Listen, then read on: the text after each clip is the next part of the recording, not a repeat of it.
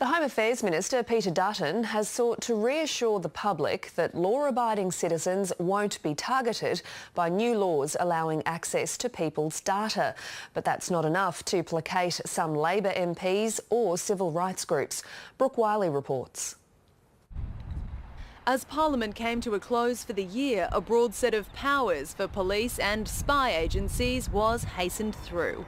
The government bill, passed at the 11th hour with the begrudging support of Labor, gives law enforcement agencies unprecedented access to encrypted data. People who are not terrorists, who are not drug dealers, who are not pedophiles, have nothing to fear from this bill. A lot of countries have tried to grapple with this issue of dealing with encryption being used as a cover by people wanting to do bad things.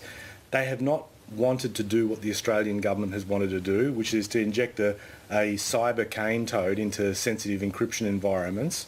The targets of the legislation might be criminal networks, but in an age when encrypted data is the bedrock of so many industries, cyber policy experts warn almost every sector of the economy could be affected. Anyone that's basically involved in any aspect of technology is potentially caught up in this bill. It's not just messaging apps that contain encrypted data. Online banking, health systems, the stock market. If it's online, there's a good chance it's encrypted.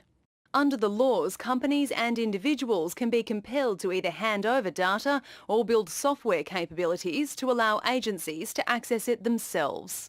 Even if you create a tool to break encryption for a good purpose, once you've created that tool, it can be used for any purpose. The legal community is worried the bill lacks sufficient checks on police powers. That information would only have been available to law enforcement in the past by way of a court warrant. While Western governments have grappled with the security challenges created by encrypted messaging, none of Australia's intelligence partners have managed to pass such sweeping powers. This is the most aggressive version of legislation they've managed to get up amongst the Five Eyes intelligence countries. Opinion is divided on just how significant the impact will be on everyday internet users.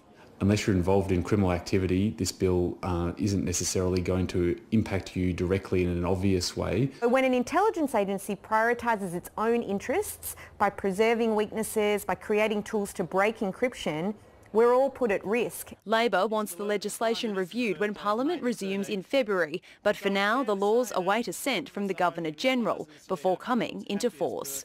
Brooke Wiley, ABC News.